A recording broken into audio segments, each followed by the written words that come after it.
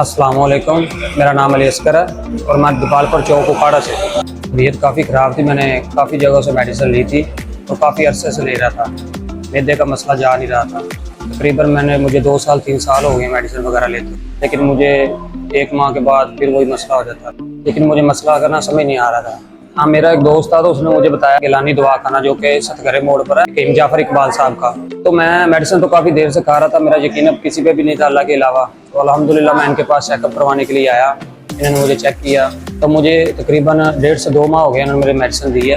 अल्हम्दुलिल्लाह मेरा मैदे का जो सा मसला था वो काफ़ी हद तक बेहतर हो गया और अब अल्हम्दुलिल्लाह जो सी मेडिसिन है उससे मुझे फ़र्क भी पड़ा है, मेरा वेट भी बढ़ा है और मैं जिस्मानी लिहाज से और मेंटली लिहाज से भी काफ़ी तौर पर बेहतर हुआ।